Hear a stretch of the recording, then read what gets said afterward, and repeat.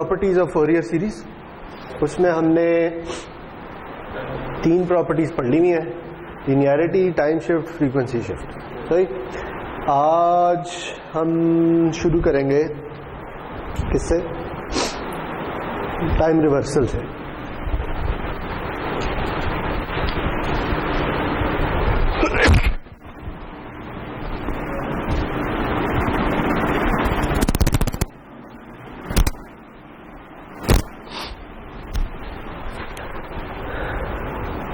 Again जैसे हम पहले करते रहे हैं, अगर हमारे पास कोई सिग्नल है x ऑफ t और उसके फोरियर सीरीज कोएफिशिएंट्स हैं a ऑफ k, तो अब हमें यह देखना है कि x ऑफ माइनस t के फोरियर सीरीज कोएफिशिएंट्स क्या होंगे। दूसरे अल्फाज में अगर हम सिग्नल को टाइम में रिवर्स कर दें या फ्लिप कर दें तो उसके फोरियर सीरीज कोएफिशिएंट्स के साथ क्या होता है, ये देखना है। तो जी अगर हम इन्हें नाम दे दें b ऑफ k का, तो हमें b ऑफ k फाइंड करना है। तो b ऑफ k क्या होगा? ये होगा कि हम x ऑफ माइनस t के फोरियर सीरीज कोएफिशिएंट्स फाइंड करने की कोशिश करें। देखें, अगर आप किसी सिग्नल को रिवर्स कर रहे हैं, किसी पीरियोडिक सिग्नल को, तो उससे उसके पीरियड पे कोई फर्क नहीं पड़ेगा। सही है? समझ आ रही है ना? क्योंकि जो वैल्यूज एक तरफ जा रही थी वो अब उल्टी तरफ जा रही हैं, लेकिन वो कितनी देर बाद रिपीट होता है वो अभी भी वही वैल्यू होगी। दूसरे अल्फाज में ये जो t की वैल्यू है और ये जो इंटीग्रेशन और ये एक टाइम पीरियड के ऊपर, ये उसी तरह रहेगी। सही जी। सिर्फ जहां x ऑफ t आ रहा है वहां x ऑफ माइनस t आ जाएगा। अच्छा, तो अब हम जैसे पहले करते रहे, इसका तरीका ये है कि आप एक नया वेरिएबल डिफाइन कर लें t प्राइम के नाम से, जो कि इक्वल है माइनस t के। ठीक है जी। तो अगर दोनों साइड्स का डिफरेंशियल ले लें तो हमें पता चलता है कि dt प्राइम इक्वल होगा माइनस dt के। तो अब हम इसे इधर सब्स्टिट्यूट कर देते हैं, तो यह आ जाएगा 1/t integral x of t prime e of minus j omega k into minus T prime into minus D T prime. ठीक हो गया? जहां जहां टी आ रहा है वहां वहां माइनस टी प्राइम आ गया। तो पहला तो ये है कि ये देखें, ये चलें इसे ऐसे ही रहने दें फिलहाल। और दूसरा काम क्या होगा कि ये जो इंटीग्रेशन है इसकी जो लिमिट्स हैं वो रिवर्स हो जाएंगी। ठीक है? क्योंकि बड़ी वैल्यू छोटी, छोटी वैल्यू बड़ी हो जाएगी। बात समझ आ रही है? क्योंकि हमने t को माइनस टी को t प्राइम से रिप्लेस कर दिया है, तो जहां कहीं t की वैल्यूज आ रही थी उस जगह माइनस टी की वैल्यूज आ रही होंगी। बात समझ आई है ना? अगर आप इंटीग्रेशन कर रहे हैं, से t goes from 1 to 2 of something xt dt। ठीक है? तो अगर मैं, या x ऑफ माइनस टी जैसे उस केस में, तो अगर मैं अब नया वेरिएबल डिफाइन कर रहा हूं ना, t prime is equal to minus t. सही जी। तो अगर t जा रहा था 1 से 2 तक, तो t प्राइम जा रहा होगा -1 से -2 तक। ठीक है? तो यानी मैं ये कहना चाह रहा हूं कि जिस टाइम पीरियड के ऊपर आप इंटीग्रेट कर रहे हैं उसकी वैल्यूज भी नेगेटिव होगी। सही है? तो एक नेगेटिव इधर से आ रहा है, एक नेगेटिव इधर से आ रहा है। सही है जी। तो ये नेगेटिव और ये नेगेटिव मिलके पॉजिटिव हो जाएंगे। ओके? तो इसलिए ये वाला जो है ना, इसे हम रिमूव कर सकते हैं। बात समझ आई? देखें, ये जैसे ये एग्जांपल है, ये इंटीग्रेशन जारी होगी -1 से -2। जब हम t प्राइम को माइनस टी को t प्राइम से रिप्लेस कर देंगे, है ना? इधर अगर ऐसे करें तो क्या आएगा? x of t prime dt की जगह क्या आएगा? dt prime equals minus dt। तो ये आ जाएगा माइनस dt प्राइम इंटेग्रल। यानी हमने जहां जहां माइनस टी था वहां t प्राइम आ गया, जहां t था t इक्वल है माइनस टी प्राइम के, वहां पे माइनस टी प्राइम आ गया। लेकिन ये जो लिमिट्स हैं ये भी तो उल्टी हो जाएंगी ना, ये भी तो नेगेटिव हो जाएंगी, क्योंकि हमने t को माइनस टी प्राइम से रिप्लेस कर दिया। तो अगर t जा रहा था 1 से 2 तक तो t प्राइम जाएगा -1 से -2 तक। ओके, तो ये वाला माइनस और यहां पे जो माइनस आ रहा है उसे आप कॉमन लेके पॉजिटिव कर सकते हैं, तो -+1 हो जाएगा। दूसरे अल्फाज में मैं ये कह सकता हूं कि मैं अभी भी एक टाइम पीरियड के ऊपर ही इंटीग्रेट कर रहा हूं, क्योंकि यहां वाला जो माइनस था उसे मैंने अब खत्म कर दिया। ओके, तो अब पीछे रह क्या गया है, यह जगह 1/t integral x of t prime e of, देखें इसे अब ना मैं ऐसे लिख रहा हूं -j omega -k t prime dt prime. ये जो माइनस है ना इसे मैंने k के साथ लिख दिया। ओके, कौन सा माइनस, ये वाला, हाँ ये इसलिए मैंने इन्हें प्लस नहीं किया क्योंकि जो फोरियर सीरीज की कोएफिशिएंट्स की इक्वेशन है ना उसमें यहां पे माइनस आ रहा होता है। ठीक है, तो इस माइनस को मैं उसी तरह रखना चाहता हूं। तो मैं ये कह रहा हूं कि ये माइनस वैसे ही है कि -k से रिप्लेस हो गया। ठीक है, चाहे तो आप इसे पॉजिटिव कर लें, लेकिन देखें आगे अभी चलते हैं ना तो क्या होगा, ये अब किसके इक्वल है, सॉरी ये किसके इक्वल है, ये वही फोरियर सीरीज कोएफिशिएंट्स की इक्वेशन है, सिर्फ फर्क क्या है, यहां पे क्या है वहां पे -k आ रहा है, बाकी इसके अलावा तो सब कुछ वही है। ठीक है, तो दूसरे अल्फाज में ये किसके इक्वल है, इक्वल है a ऑफ k, नहीं a ऑफ -k के। ठीक है, कि ये है तो एक ही इक्वेशन है, एक ही जो इक्वेशन थी इसकी वो भी कुछ इसी तरह की बनेगी ना, सिर्फ t प्राइम की जगह t आ रहा होगा। ठीक, फर्क क्या है, जहां पे k आ रहा था वहां पे -k आ रहा है, तो इसका मतलब यहां से जो चीज निकलेगी वो a k नहीं होगा बल्कि a ऑफ -k होगा। ठीक है, दूसरे अल्फाज में हमने कहा क्या, हमने ये कहा है कि b ऑफ k असल में a ऑफ -k के इक्वल है। ठीक है, और इस इक्वेशन का क्या मतलब है देख आप k की वैल्यूज डालना शुरू कर दें, b0 इक्वल होगा a0 के, b1 इक्वल होगा a ऑफ -1 के, b2 होगा a ऑफ -2, b ऑफ -1 होगा a ऑफ 1, b ऑफ -2 होगा a ऑफ 2। तो हुआ क्या है, यहां पे भी क्या हुआ है, जो फोरियर सीरीज कोएफिशिएंट है वो भी रिवर्स हो गया।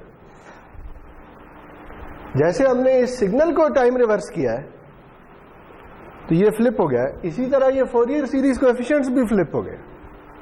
ठीक है, जहां पे जो पॉजिटिव k की वैल्यूज आती थी वो अब नेगेटिव के लिए आ रही है और नेगेटिव वाली पॉजिटिव के लिए आ रही है। ठीक है, तो पता क्या चला, पता ये चला कि अगर आप किसी पीरियोडिक सिग्नल को टाइम में रिवर्स कर दें तो उसके फोरियर सीरीज कोएफिशिएंट्स भी रिवर्स हो जाते हैं। ठीक है, बात समझ आई।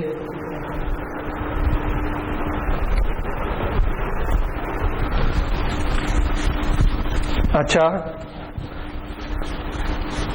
अब ये देखें, इसका एक स्पेशल केस ले लें, वो ये है, याद है एक हमने पढ़े थे इवन और ऑड सिग्नल्स, ये याद है इवन ऑड सिग्नल्स क्या होते थे,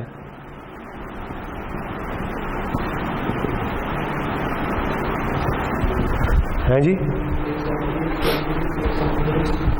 इवन सिग्नल क्या होता है, x of t equals x of -t। इसका मतलब क्या है, इसका मतलब यह है कि जो t की पॉजिटिव वैल्यूज के लिए वैल्यूज हैं वही t की नेगेटिव के लिए भी है। ठीक है, ऐसा सिग्नल इवन सिग्नल होता है। तो अगर ऐसा सिग्नल है और आप इसे टाइम में रिवर्स कर दें तो कोई फर्क पड़ेगा, इसे कोई फर्क नहीं पड़ेगा। ठीक है, तो अगर आप इवन सिग्नल को टाइम में रिवर्स कर दें और सिग्नल वही रहता है तो इसका मतलब इसके फोरियर सीरीज कोएफिशिएंट्स भी वही रहेंगे। ठीक है, क्यों, क्योंकि x ऑफ t इक्वल होगा x ऑफ -t के।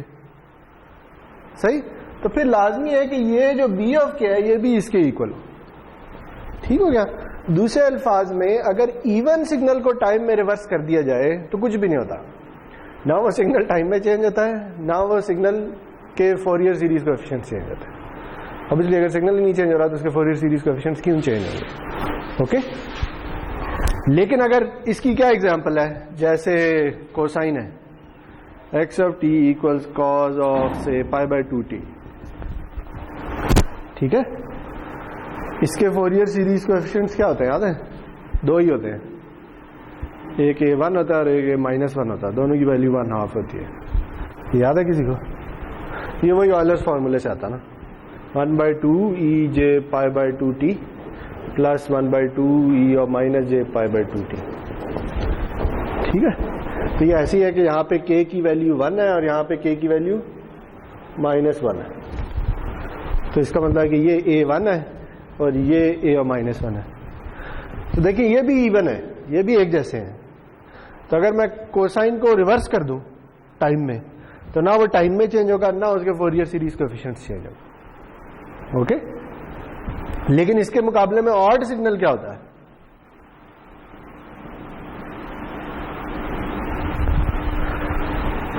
ऑड सिग्नल क्या होता है जी? Equal x of -t। ठीक है, कि जो t की पॉजिटिव इंस्टेंसेस पे वैल्यू है, t के नेगेटिव इंस्टेंसेस पे उसका नेगेटिव आ रहा है। ठीक है, इसकी एग्जांपल या तो साइन वेव है या क्या है, या इस तरह का सिग्नल है। ठीक है, कि ये t = 0 है, तो t की पॉजिटिव वैल्यूज के लिए जो सिग्नल की वैल्यू है, t की नेगेटिव वैल्यूज के लिए वही वैल्यू है, सिर्फ नेगेटिव हो गया। ठीक है जी, तो अगर हमें पता है कि x of t equals -x of -t, तो फिर इधर देखें, इधर क्या होगा? जब आप किसी सिग्नल को रिवर्स करेंगे, किसी ऑड सिग्नल को रिवर्स करेंगे, तो वो नेगेटिव हो जाएगा, उसकी वैल्यूज नेगेटिव हो जाएंगी। ठीक है, तो इसका मतलब है कि उसके जो फोरियर सीरीज कोएफिशिएंट्स है वो भी नेगेटिव हो जाएंगे, क्योंकि अगर किसी सिग्नल x ऑफ t के फोरियर सीरीज कोएफिशिएंट्स हैं a ऑफ k, तो आपके ख्याल में इसके क्या होंगे? -a of k। ठीक है, क्योंकि अगर आप किसी सिग्नल को स्केल कर दें किसी वैल्यू से, तो उसके फोरियर सीरीज कोएफिशिएंट भी उसी वैल्यू से स्केल हो जाते हैं। तो यहां हमें नजर आ रहा है कि जो ऑड सिग्नल है उसे अगर हम टाइम में रिवर्स कर दें, तो उसकी वैल्यूज नेगेटिव हो जाती है।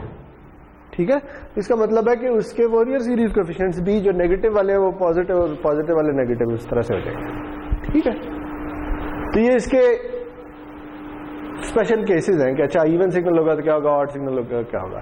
जनरल रूल यही है जो ये लिखा हुआ है कि अगर आप किसी सिग्नल को टाइम में रिवर्स कर दें, तो उसके फोरियर सीरीज कोएफिशिएंट्स भी रिवर्स हो जाते हैं। सीधी सी बात है। ठीक, ये इवन ऑड वाला अगर आपको नहीं भी याद रहा तो कोई फर्क नहीं है, असल बात वही है। ये तो वैसे एग्जाम्पल के तौर पर बता दिया। अच्छा जी, आगे चलें।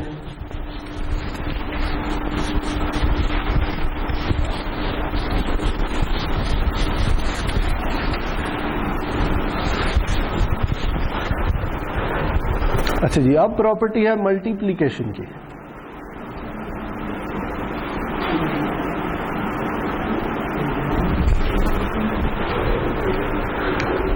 अच्छा, इसमें क्या है? इसमें ऐसे है जी कि अगर कोई सिग्नल है x ऑफ t जिसके फोरियर सीरीज कोएफिशिएंट्स है a ऑफ k, एक और सिग्नल है y ऑफ t जिसका पीरियड x ऑफ t के इक्वल ही है, यानी दोनों पीरियोडिक सिग्नल है और दोनों का पीरियड भी सेम है। बात समझ आई? और इसके फोरियर सीरीज कोएफिशिएंट है b of k। Both signals have same time period, capital T। ठीक है,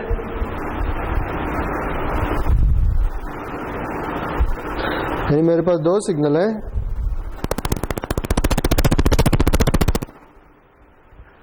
दोनों पीरियोडिक है, दोनों का टाइम पीरियड भी सेम है। अब मुझे ये पता चलाना है कि अगर मैं इन्हें टाइम में मल्टीप्लाई कर दूं एक दूसरे के साथ, तो इनके फोरियर सीरीज कोएफिशिएंट्स क्या होंगे? यानी दो सिग्नल्स पीरियोडिक, अगर आप उन दोनों को मल्टीप्लाई कर दें, उनका प्रोडक्ट ले लें, तो जो सिग्नल बनेगा उसके फोरियर सीरीज कोएफिशिएंट्स क्या होंगे? हाँ समझ आई? यानी इसे अगर मैं एक नया नाम दे दूं, ये है z ऑफ t, तो z ऑफ t के फोरियर सीरीज कोएफिशिएंट्स क्या होंगे ये पता चला रहा है। ठीक है,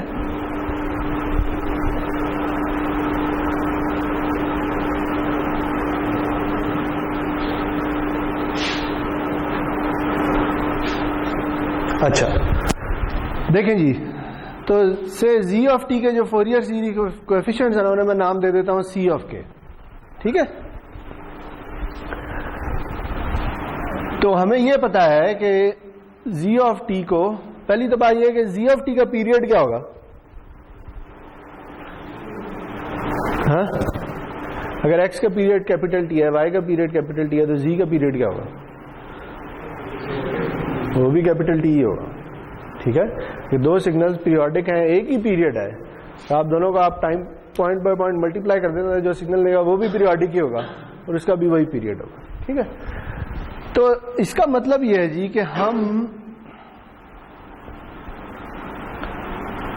जी ऑफ टी को भी इसी तरह लिख सकते हैं जैसे हम एक्स और वाई को लिखते हैं, ठीक है।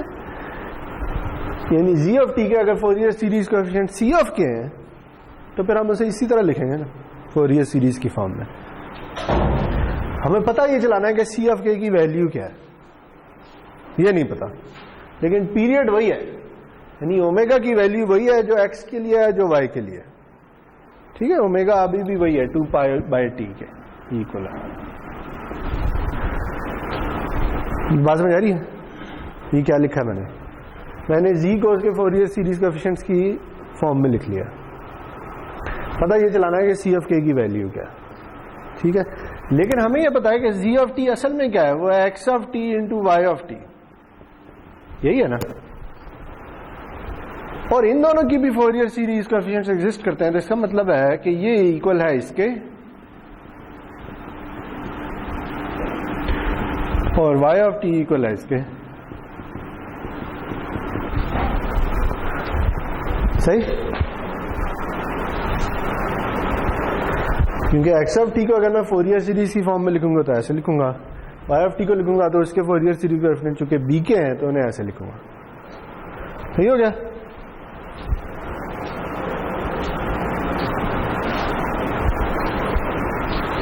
अच्छा अब ये देखें कि ये क्या है, ये समेशन है ना, कि जा रहा है माइनस इन्फिनिटी से इन्फिनिटी तक, और इधर भी इसे कोई और नाम देते हैं यार, क्योंकि ये कंफ्यूजिंग हो जाए, इसे एल कह देते हैं, ठीक है। एल भी जा रहा है माइनस इन्फिनिटी से इन्फिनिटी, क्योंकि एक ही इक्वेशन में दो वेरिएबल हो जाएंगे, वो मसला हो जाएगा के की वैल्यू क्या है, तो मैंने इधर एल लिख दिया के की जगह, सही जी। अच्छा अब ये देखें जी कि हमने पता चलाना है कि सी ऑफ के क्या है, ठीक। इधर हो क्या रहा है, इधर हो कुछ इस तरह से रहा है। अगर मैं इस इक्वेशन को ना थोड़ा सा खोल के लिख दूं तो ये क्या होगा, a of 0 e of j omega 0 t plus a of 1 e of j omega 1 t plus a of -1 e of j omega -1 into t, और ये इसी तरह चलता जा रहा है, ऐसे ही है कि a को बढ़ाते जाएं दोनों तरफ तो चलती जाएगी ये इक्वेशन। इसी तरह ये क्या है, ये है b of 0 e of j omega 0 t plus b of 1 e of j omega 1 t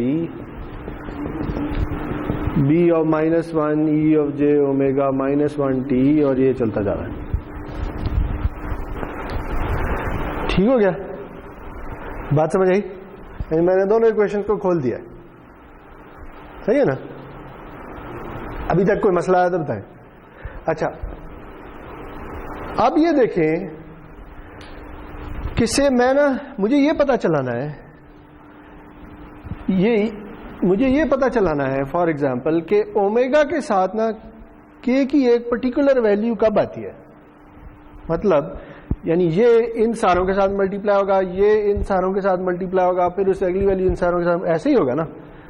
multiply तो ऐसे ही करेंगे, यानी अगर हो a plus b plus c t plus e plus f, तो क्या होगा, a पहले इन सारों के साथ मल्टीप्लाई होगा तो आएगा a d plus a e plus a f, फिर b होगा b d plus b e plus b, और इसी तरह चलते जाएंगे, ऐसे ही होगा ना, ठीक है।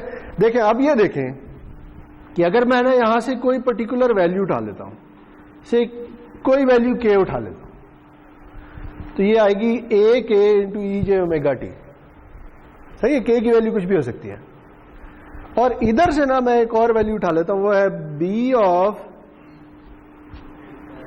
एल माइनस के ई of J omega L minus के, नहीं सॉरी, अगर मैं यहां से के उठा लेता हूं तो हाँ ठीक है, सही लिखा था यार।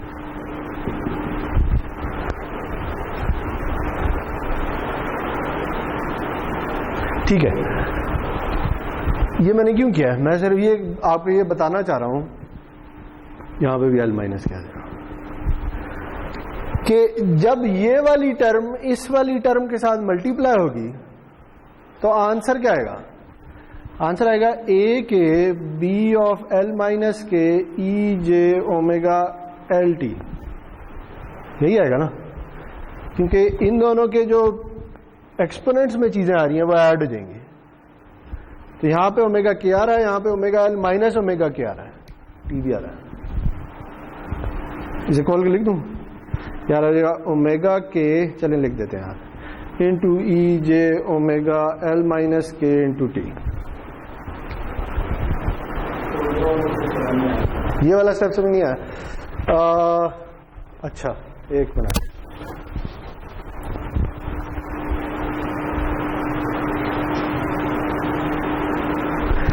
चले इसे ऐसे कर लें, इनकी ना कोई वैल्यूज ले लें, से मैं इधर से ना ले लेता हूं A1 ई जे ओमेगा 1t, ठीक हो गया। अब इस वाले ने इन सब के साथ मल्टीप्लाई होना है, ठीक है, बारी बारी। तो मैं इधर से ले लेता हूं से b of 2 E j omega 2 minus 1 into T, ठीक है, ये 1 है बेसिकली, यहां पे भी 1 आ जाएगा, ये ऐसे चलें, ऐसे लिख लें आप।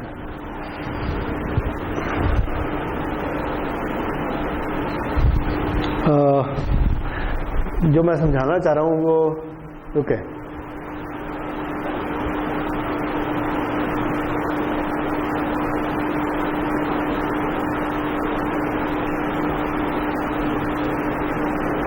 मैं असल में ये चाह रहा हूं, अच्छा एक मिनट मुझे लिख लेने दें पहले, ई j omega 2t B 2 minus 1 ए जे ओमेगा 2 माइनस 1, और फिर अगर 2 कर दिया है तो आ जाएगा b of 3 minus 1 e j omega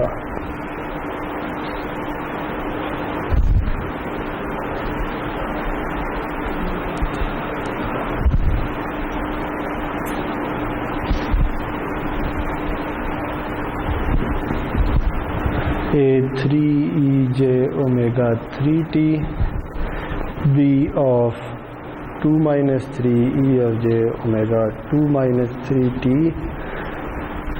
A4 e j omega 4t b of 2 minus 4 e of j omega 2 minus 4t।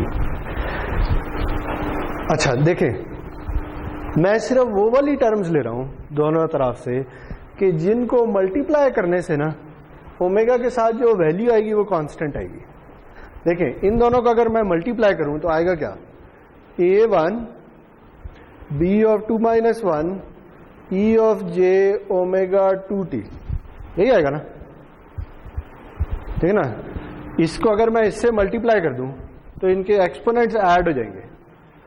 इसका एक्सपोनेंट क्या है ओमेगा, इसका एक्सपोनेंट क्या है 2 ओमेगा माइनस ओमेगा, तो ओमेगा माइनस ओमेगा कैंसिल हो जाएंगे, ठीक है, यहां पे 2 ओमेगा रह जाएगा। इन दोनों को करें तो फिर क्या होगा, ये 2 और ये माइनस 2 ये भी कैंसिल हो जाएंगे और 2 ओमेगा रह जाएगा। इन दोनों को करें तो 3 और माइनस 3 कैंसिल हो जाएंगे, फिर 2 ओमेगा रह जाएगा। बात समझ आ रही है क्या हो रहा है? यानी अब देखें इन दोनों को अगर मल्टीप्लाई करें तो ये आएगा A2 b of 2 minus 2 e j omega 2t। इन दोनों को मल्टीप्लाई करें इसको और इसको तो ये आएगा A3 b of 2 minus 3 e of j omega 2t। इन दोनों को मल्टीप्लाई करें तो क्या आएगा A of 4 b of 2 minus 4 e of j omega 2t। ये मल्टीप्लीकेशन समझ आइए, इनमें से कोई एक मल्टीप्लिकेशन मैं आपको कर देता हूँ। से ये वाली है, ये आएगी A3 E of J3 omega T, ये वाली टर्म आ गई। और इधर क्या आएगा, B of 2 minus 3 E of J omega 2t E of minus J omega 3t, यही आएगा ना। अब देखें ये क्या आएगा, A3 B ऑफ 2 माइनस 3, ये लिख लिए, फिर इसे पहले लिख लेते हैं E J ओमेगा 2t, और इन दोनों का अगर मैं कंबाइन कर लूं तो ये पावर्स कैंसिल आउट हो जाएंगे और ये खत्म हो जाएगा, तो पीछे क्या रह जाएगा, ये रह जाएगा। सही है। देखिए मैं ये क्यों लिखी है ये वाली टर्म्स, ये इसलिए लिखी है कि मैं एक कांस्टेंट वैल्यू चाह रहा हूं यहां पे, ठीक है। ये एक पर्टिकुलर वैल्यू है, अभी इस केस में 2 ली हुई है। अगर मुझे 3 वाली वैल्यू चाहिए तो मैं इसी तरह से वो वाली टर्म्स भी लिख सकता हूं। देखिए अब मैं अगर इन सब को ऐड कर लूं, देखिए ये k की पर्टिकुलर वैल्यू है, ठीक है, तो मुझे मिलेगा क्या, वो मैं इधर लिख देता हूं।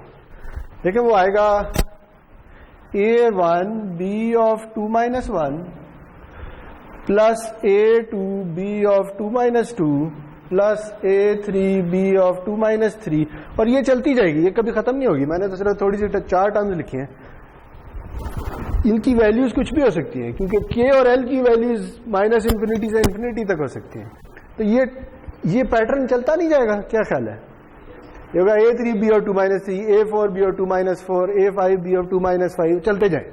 हर एक के लिए यहां पे जो वैल्यू आ रही है वो 2 ही आएगी, सही है। तो होगा क्या कि ये अगर मैं ये सारी टर्म्स इकट्ठी लिख लूं,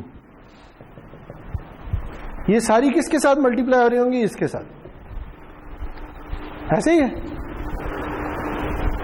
तो ये k की एक पर्टिकुलर वैल्यू है, और ये जो आ रहा ना, ये उसका फोरियर सीरीज कोएफिशिएंट है,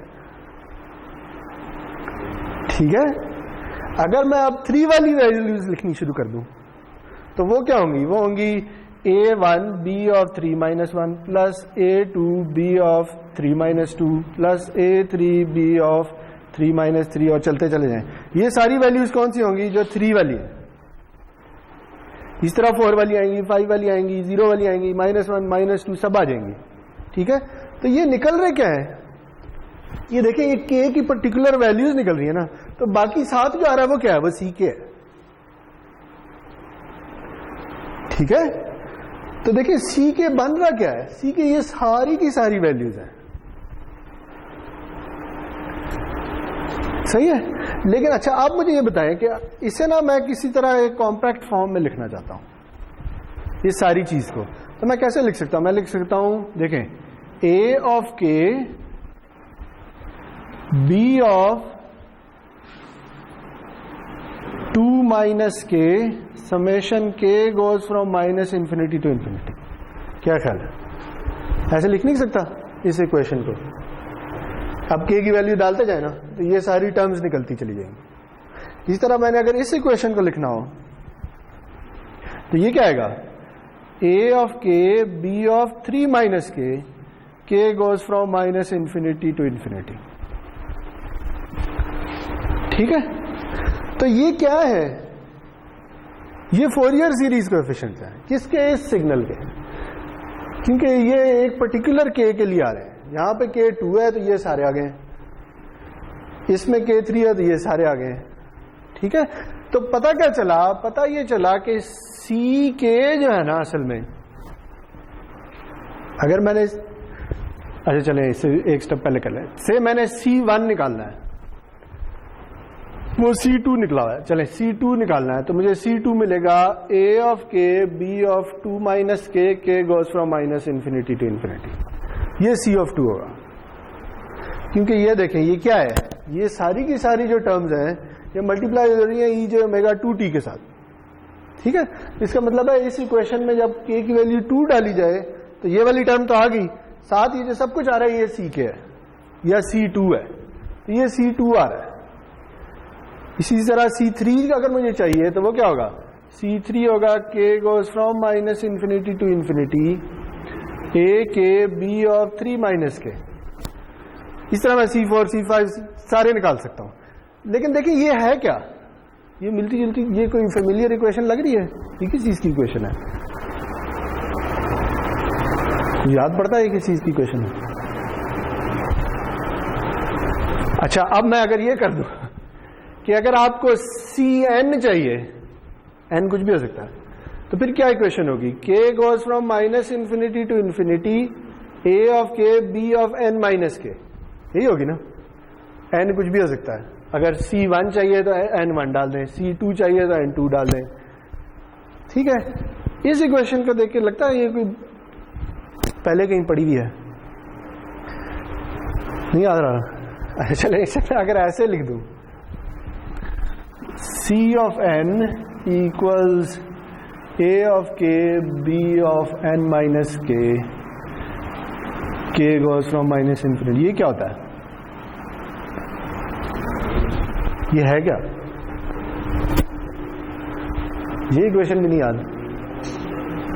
अगर दो सीक्वेंसेस दिया हुए हैं, एक a है और एक b है, ये कॉन्वोल्यूशन है, ये a और b की कॉन्वोल्यूशन हो रही है और उससे c निकल रहा है। तो ये पता क्या चला? पता ये चला कि अगर आप दो सिग्नल्स को टाइम में मल्टीप्लाई कर दें तो जो आंसर आएगा ना, उसके फोरियर सीरीज कोएफिशिएंट कैसे निकलेंगे? उन दोनों के फोरियर सीरीज कोएफिशिएंट की कॉन्वोल्यूशन कर दें। ठीक है, ये मैं फिर रिपीट कर देता हूं। अगर दो सिग्नल्स टाइम में मल्टीप्लाई हो रहे हैं, x और y, और उसके प्रोडक्ट को मैं z कह रहा हूं, z के मुझे फोरियर सीरीज कोएफिशिएंट चाहिए। मुझे a और x और y के फोरियर सीरीज कोएफिशिएंट पता है कि x के फोरियर सीरीज कोएफिशिएंट्स हैं a, y के फोरियर सीरीज कोएफिशिएंट है b। मुझे z के फोरियर सीरीज कोएफिशिएंट निकालने हैं। ये क्वेश्चन ये कह रही है कि z के फोरियर सीरीज कोएफिशिएंट्स a और b की कॉन्वोल्यूशन के इक्वल होंगे। ठीक है, तो अगर आपको दोनों सीक्वेंसेस, दोनों सिग्नल्स के फोरियर सीरीज कोएफिशिएंट्स पता है और उनके प्रोडक्ट के फोरियर सीरीज कोएफिशिएंट है, तो उनकी कॉन्वोल्यूशन करना है। अब इसे सबको मैं ना मिटा के ना इसे थोड़ा नीट करके लिखने लगा हूं।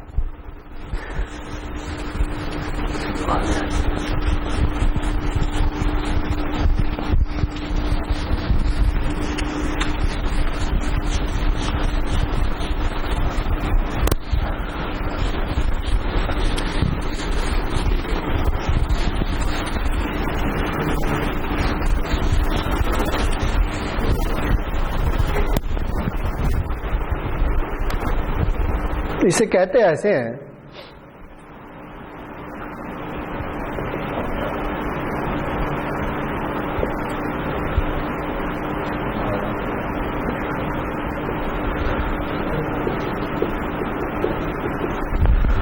आखिरी आंसर ये है, अगर x के फोरियर सीरीज कोएफिशिएंट्स a है, y के b है, तो x इंटू y के फोरियर सीरीज कोएफिशिएंट्स इनके फोरियर सीरीज कोएफिशिएंट की कॉन्वोल्यूशन होगी।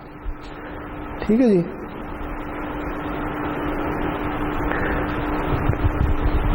और ये एक ऐसी प्रॉपर्टी है कि जो बहुत सी जगह पे यूज होती है। इसे सादा अल्फाज में ये कहते हैं कि जब दो सिग्नल्स टाइम में मल्टीप्लाई हो रहे हो ना, तो वो फ्रीक्वेंसी में कन्वॉल्व हो रहे होते हैं। ठीक है, इसकी एक एग्जांपल कर लें। चलें इसकी एग्जांपल कर लेते हैं। देखें, इसकी ना एक बड़े मजे की एप्लीकेशन भी है, लेकिन चलें पहले एग्जांपल कर लेते हैं। देखें, फॉर एग्जांपल जी, मेरे पास एक सिग्नल है x of t equals cos of pi by 2t। ठीक है, और एक और सिग्नल है y of t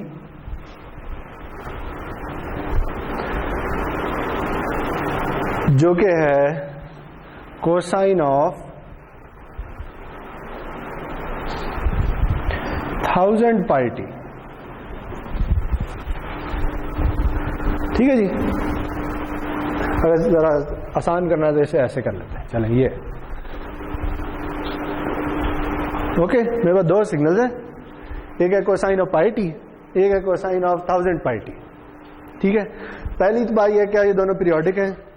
हाँ पीरियोडिक है, कोसाइन पीरियोडिक होता है। अगर मुझे x of t into y of t के फोरियर सीरीज कोएफिशिएंट चाहिए, तो पहले तुम्हें ये देखना होगा कि इन दोनों का पीरियड सेम होना चाहिए। ठीक है, बताएं इसका पीरियड क्या है? इसकी फ्रीक्वेंसी पाई है, पीरियड क्या है? हाँ चलें, एक फ्रीक्वेंसी पाई है, तो फ्रीक्वेंसी क्या होती है? 2 पाई ओवर टी। तो टी क्या होगा? 2 पाई ओवर ओमेगा, रहेगा 2 पाई ओवर पाई इक्वल्स 2 सेकेंड। ठीक हो गया? अच्छा, इसकी फ्रीक्वेंसी क्या है?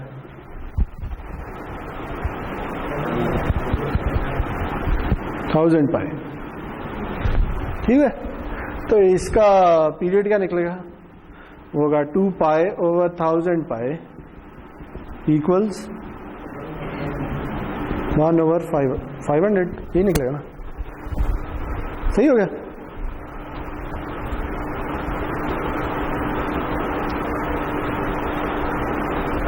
अच्छा, अब ये देखें कि एक तो सीक्वेंस कुछ इस तरह से है, से ये जो है ना, ये है कोसाइन ऑफ पाई टी। सही है जी। जो दूसरा सीक्वेंस है वो है कोसाइन ऑफ 1000 पाई टी, तो इसका मतलब इसकी फ्रीक्वेंसी ज्यादा है, तो वो कुछ इस तरह से होगा, जैसे ही होगा ना, रफली अगर मैं ड्रॉ कर लूँ, क्योंकि इसकी फ्रीक्वेंसी ज्यादा है तो इसका मतलब इसमें ऑसिलेशन ज्यादा होंगी। ठीक, लेकिन चूंकि इसकी फ्रीक्वेंसी का मल्टीपल है, इसकी फ्रीक्वेंसी के 1000 टाइम है ना, ऐसे ही है। तो इसका मतलब यह है कि अगर ये 2 सेकंड में पीरियड कंप्लीट करता है, तो 2 सेकंड बाद इसके भी एक integer number of periods complete हो चुके होंगे। बात समझ आई? यानी इसके अगर 2 सेकंड में एक पीरियड आता है, तो इसके 2 सेकंड में शायद 1000 पीरियड आ चुके होंगे, लेकिन दोनों एक साथ ही खत्म होंगे। ऐसे ही है ना? तो मैं ये कह सकता हूं कि देखें, ये जो इन दोनों सिग्नल्स का जो पीरियड है ना, दोनों का पीरियड 2 सेकंड ही है। ये भी 2 सेकंड में रिपीट हो जाता है, और ये भी 2 सेकंड बाद रिपीट तो हो ही जाता है। वो अलग बात है कि उसके अंदर ज्यादा रेपिटेशन आ चुकी होती है। ठीक है, मेरी बात समझ आ रही है? यानी मैं ये करना चाह रहा हूं कि मैं किसी तरीके से ना इनके पीरियड को या इनकी फंडामेंटल फ्रीक्वेंसी को सेम कर दूं। ठीक है, ताकि मैं ये वाली प्रॉपर्टी यूज कर दूंगा कि x t into y t के साथ क्या होगा। अच्छा, अब ये देखें कि इसके एक्स ऑफ टी के फोरियर सीरीज कोएफिशिएंट्स क्या होंगे, ये बताएं।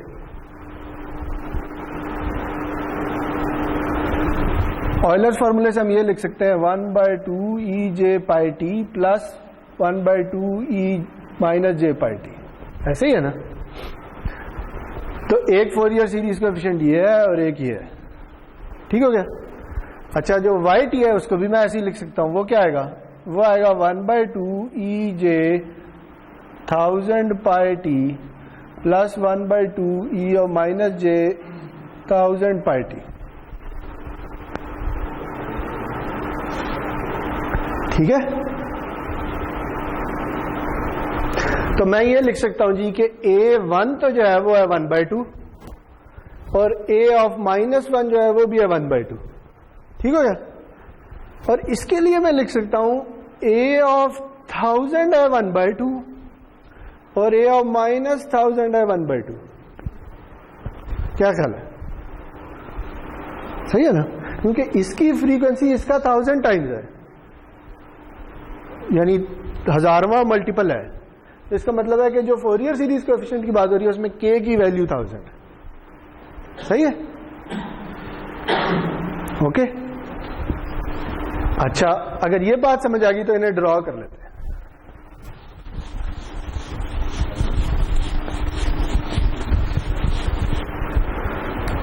पहले मैं ड्रॉ कर लेता हूं a ऑफ k को।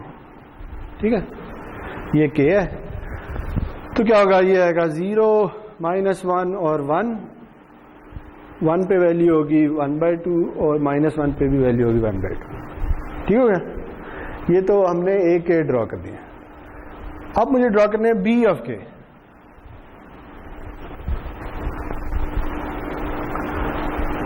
ठीक है, तो बी ऑफ के में क्या होगा 0 1 -1 और चलते चले जाएं, कहीं पे तो 1000 आएगा ना, उस 1000 पे जाके एक 1/2 और इस तरह -2 -3 और चलते अगर चले जाएं तो -1000 आएगा जिस पे भी 1/2। ठीक है,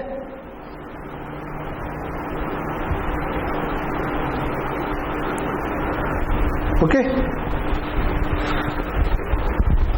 अभी तक हमने क्या कर लिया है, हमें दो सिग्नल्स गिवन थे x t y t, दोनों के हमने फोरियर सीरीज कोएफिशिएंट्स निकाल लिए। एक को हमने कह दिया a k, एक कह दिया b के। a के सिर्फ k = 1 और -1 के लिए है और b के 1000 और -1000 के लिए है। ठीक हो गया। अब मुझे पता चलाना है कि अगर मैं इन दोनों सिग्नल्स को मल्टीप्लाई कर दूं, ठीक है, तो मल्टीप्लिकेशन का आंसर उसे मैं कह देता हूं z ऑफ t।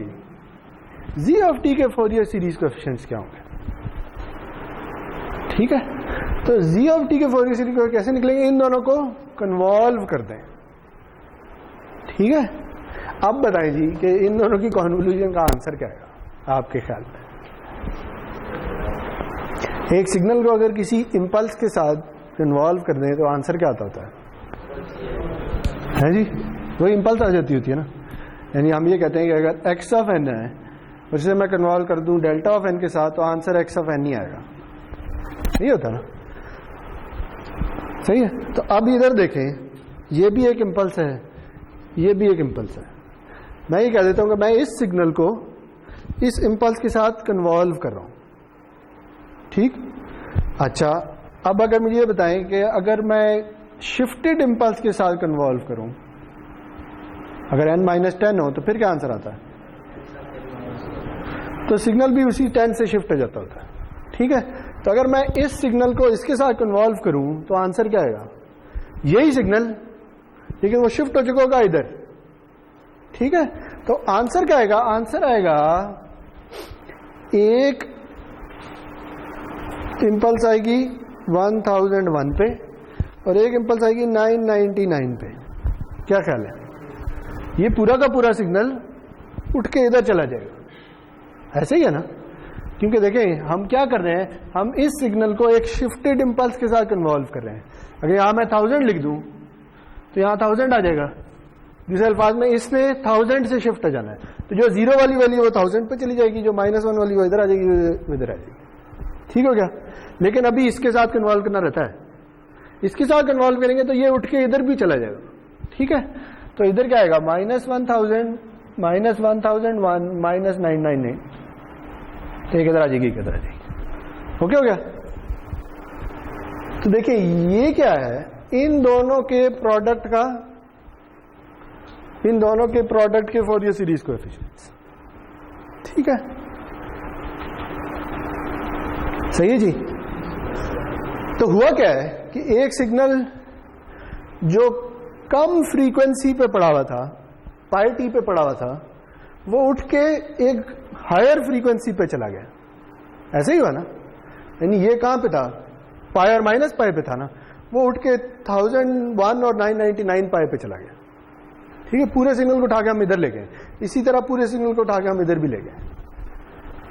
सही, इसे कहते हैं, इस प्रोसेस को कहते हैं मॉड्यूलेशन।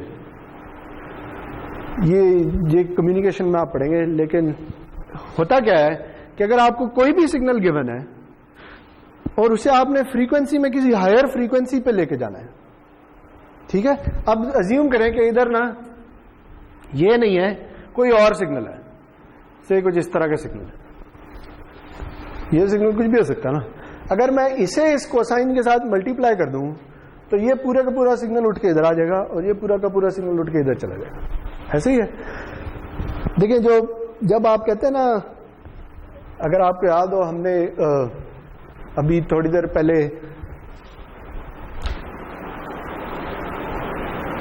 क्या है, पीटीए ने स्पेक्ट्रम ऑक्शन की थी, किसी को याद है? हमने कहा था कि टेलीनॉर ने ये वाला स्पेक्ट्रम खरीद लिया है, 4G का स्पेक्ट्रम खरीद लिया, याद है किसी को? जोंग ने ये वाला स्पेक्ट्रम खरीद, एक स्पेक्ट्रम की नीलामी हुई थी, किसी को याद है? पता नहीं आपने उस न्यूज को फॉलो किया था या नहीं किया था। असल में होता ऐसे है कि देखें जब भी कोई टेलीकॉम ऑपरेटर ऑपरेट कर रहा होता है ना, तो ये फ्रीक्वेंसीज हैं, ठीक है जी, 0 से शुरू हो रही हैं, कहीं पे आ रही है ऐसे 1000 हर्ट्ज, चलते चलते कहीं पे 1 मेगा हर्ट्ज, अगर फ्रीक्वेंसी बढ़ाते जाएं 100 मेगा हर्ट्ज, इसी तरह चलते जाएंगे। ये जो फ्रीक्वेंसीज है ना, इनमें से किसी भी फ्रीक्वेंसी का आप सिग्नल जनरेट कर सकते हैं, ये आपकी मर्जी होती है। लेकिन स्पेक्ट्रम का ये मतलब होता है कि आप एक खास फ्रीक्वेंसी का बैंड किसी बंदे को लाइसेंस कर दें। जब आप उसे लाइसेंस कर देते थे तो वो बंदा सिर्फ वही इस बैंड में ट्रांसमिट करता है, कोई और नहीं कर सकता, ठीक है। तो अब जब आप वायरलेस यानी मोबाइल पे जब आपको सिग्नल रिसीव होता है ना, तो टेलीनॉर का सिग्नल किसी बैंड में बैठा होता है, मोबिलिंक का सिग्नल किसी और बैंड में बैठा होता है, और से वारिद का सिग्नल किसी और बैंड में बैठा होता है। ये जो बैंड है ना, ये इनकी बाकायदा ऑक्शन होती है, नीलामी होती है, ठीक है। नीलामी का मतलब ये है कि वो पैसे दे के एक बैंड खरीद लेते हैं कि अच्छा से मुझे ना 100 मेगाहर्ट्ज के अराउंड से 2 मेगाहर्ट्ज, मतलब 9 से और 99 से 101 तक सिर्फ टेलीनॉर ट्रांसमिट कर सकता है, और कोई नहीं कर सकता, उसके वो पैसे देगा हुकूमत, ठीक हो गया। अब इसका मतलब यह है कि टेलीनॉर का जो भी सिग्नल है ना, उसने उसे फ्रीक्वेंसी में उठा के इधर लाना है ट्रांसमिट करने से पहले, ठीक। अगर वो कहीं और लेके जाएगा तो किसी और के साथ इंटरफेयर करना शुरू कर देगा। उसके पास ये बैंड है और वो इसी को यूज कर सकता है, ठीक। तो अब आपके पास कोई सिग्नल है, ऐसे वॉइस सिग्नल है, आप किसी से बात कर रहे हैं, ठीक है। वो जो वॉइस सिग्नल है वो तो इस फ्रीक्वेंसी पे नहीं बैठा हुआ, वो तो कहीं इधर कहीं बैठा हुआ। जो वॉइस सिग्नल है ना, उसकी बैंडविड्थ ज्यादा 2-3 किलोहर्ट्ज होती है, इससे ज्यादा नहीं होती। तो अब होता क्या है कि वो जो वॉइस सिग्नल है उसे आप उठा के इधर लेके जाते हैं और ट्रांसमिट कर देते हैं। जब आपके मोबाइल पे वो रिसीव होता है ना, तो मोबाइल उसे उठा के यहां से लेकर वापस यहां पे लाता है और फिर उसे वॉइस सिग्नल वापस जनरेट कर लेता है। अब अगर आप मोबिलिंक के यूजर हैं तो हो सकता है आपका सिग्नल उठ के इधर जा रहा हो, टेलीनॉर के हैं तो हो सकता है इधर जा रहा हो, वारिद के हैं तो हो सकता है इधर जा रहा हो। हर एक ने अपने अपने बैंड चूज किया है। तो ये जो सिग्नल को उठा के इधर लाना और फिर वापस लेके जाना ना, ये ऐसी है जैसे ये हो रहा है, तो लिटरली यही हो रहा होता है।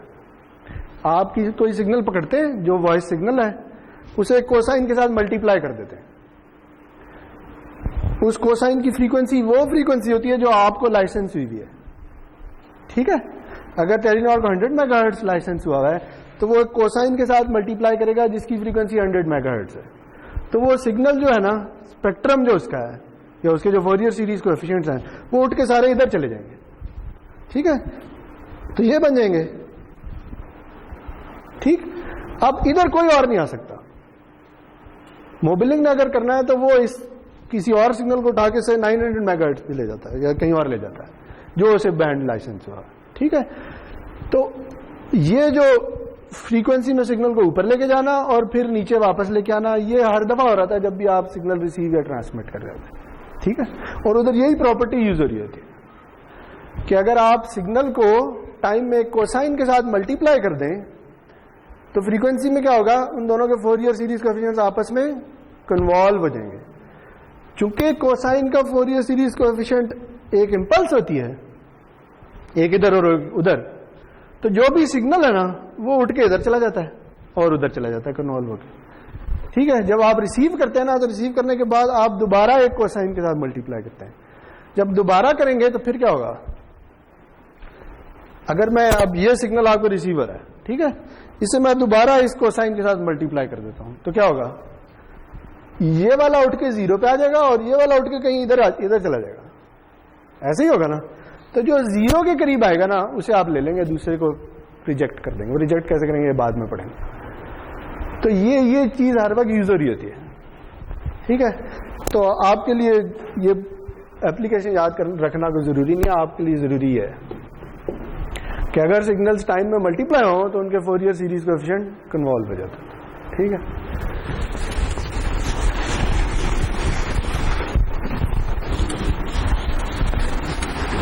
और इससे आगे अगली दफा करेंगे, लेकिन करेंगे क्या, वो ये करेंगे